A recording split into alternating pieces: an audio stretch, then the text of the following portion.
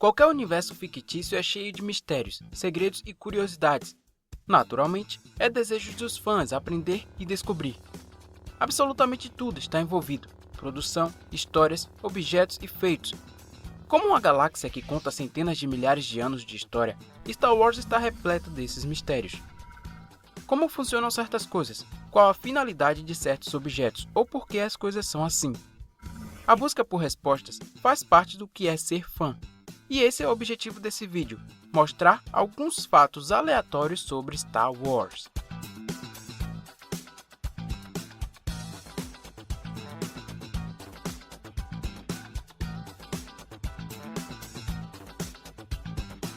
O mestre Jedi Kylo Vos foi um Kivah rebelde da Ordem que ganhou a reputação de quebra-regras e era conhecido por sua habilidade de retrocognição, habilidade de obter memórias de outras pessoas ao tocar em objetos. Graças a isso, se tornou um rastreador nato. Mestre Vos quase nunca estava no templo em Coruscant. Ele vivia para realizar missões que normalmente o levavam ao submundo do crime. Uma dessas missões o levou até o planeta Tatooine durante os eventos de A Ameaça Fantasma, onde Kylo fez a sua primeira aparição na saga, passando despercebido pela maioria dos fãs. No canon atual, é simplesmente dito que o Mestre Jedi estava em missão e, coincidentemente, testemunhou um dos primeiros contatos entre Qui-Gon Jinn e Anakin Skywalker. No Legends, diz que ele estava lá em missão secreta junto com a sua aprendiz Aayla Secura, e optou por não entrar em contato com Qui-Gon para não alertar ninguém ou causar desconfiança. Ainda em missão, pouco antes de deixarem o planeta, souberam da morte de Qui-Gon. Aayla relatou ao conselho que o mestre Kylo lamentou bastante a morte de seu companheiro Jedi e por não ter entrado em contato, e que se soubesse da situação dele naquele momento, teria o ajudado a chegar em Coruscant sem pensar duas vezes. Os Arquivos foi a biblioteca do Jedi por milhares de anos, localizada no Templo Jedi em Coruscant. Os arquivos nunca estavam fechados para os Jedi que precisavam de algum tipo de informação.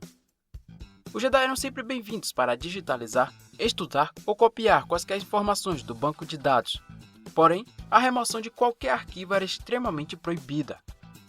Muitos que viam aquelas enormes estantes com inúmeros brilhos azuis se perguntavam o que são aquelas coisas e como as informações são adicionadas ou extraídas. Bom, todas as informações contidas nas enormes estantes são conhecidas como stacks, que formavam vários corredores. Nas prateleiras dessas stacks estavam os holobooks. Era nesses holobooks que estavam contidas as informações. E para ter acesso às informações, os holobooks deveriam ser plugados em um dos terminais de computadores, contidos em mesas ao longo da sala dos arquivos, podendo ler as informações na tela do computador ou assistir a holoprojeções. Logo no lançamento do episódio 2, Ataque dos Clones, foi um marco para todos os fãs da saga ver aquela quantidade de Jedi lutando simultaneamente. Um total de 200 Jedi foram enviados a Geonosis para resgatar o mestre Obi-Wan Kenobi e prender os líderes separatistas presentes. Isso resultou numa grande batalha na Arena Petranak e, consequentemente, marcando o início das Guerras Clônicas. Mas o que poucos sabem é que há uma grande confusão envolvendo alguns desses Jedi, o roteiro e a produção do filme, que foram as trocas de 3 Jedi. A intenção de George Lucas quanto à batalha na arena era adicionar a maioria dos membros do Alto Conselho Jedi ao conflito.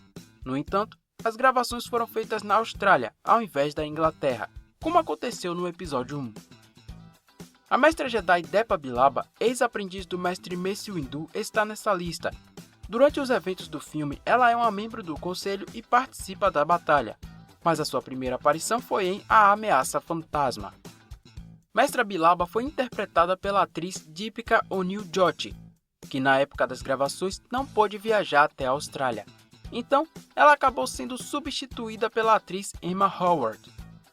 Ambas as atrizes não contêm absolutamente nada de semelhante, e isso acabou resultando em uma nova personagem, Sarla Buddha, uma Jedi humana irmã de Depa Billaba, que acabou sendo uma das vítimas durante a primeira batalha de Geonosis. Adgallia, uma Tolofiana, membro do Conselho Jedi desde antes do bloqueio de Naboo, e uma das principais fontes de informações da Ordem Jedi. No episódio 1, Mestra Gallia foi interpretada pela modelo Jean Clark, que também participaria do conflito na arena, mas como não tinha a disponibilidade para viajar, foi substituída pela também modelo Lily Nyamas. Apesar de usar o mesmo traje que a atriz anterior, os cineastas perceberam as claras diferenças, decidindo dar origem a mais uma personagem, Stacy Ali, prima de Adigalha. Ambas sobreviveram à batalha e lutaram na guerra. Quando Mestra Galha foi assassinada por Savage Opress, sua prima assumiu sua cadeira no Conselho Jedi. Por fim, o caso mais confuso entre os três. Mestre Jedi Ith Kof, o melhor padawan da Ordem em sua época, o que resultou em sua rápida ascensão como mestre e membro do Conselho. Mestre Kof fez sua primeira aparição em A Ameaça Fantasma, mas o próprio George Lucas confirmou que anteriormente aquele era para ser o Mestre Jedi Agen Kolar. Interpretado pelo ator Hassani Chapi, ele foi mais um que não pôde viajar e participar das gravações na Austrália, sendo substituído por Tux Akindowain. Tanto de longe quanto de perto, tudo em ambos os atores e personagens se mostrou completamente diferente, finalmente entregando a George Lucas a chance de criar o Mestre Agen Kolar. Mas apesar das diferenças claras, ambos os personagens continuaram a ser confundidos, tanto pelos fãs quanto de propósito pela própria Lucasfilm.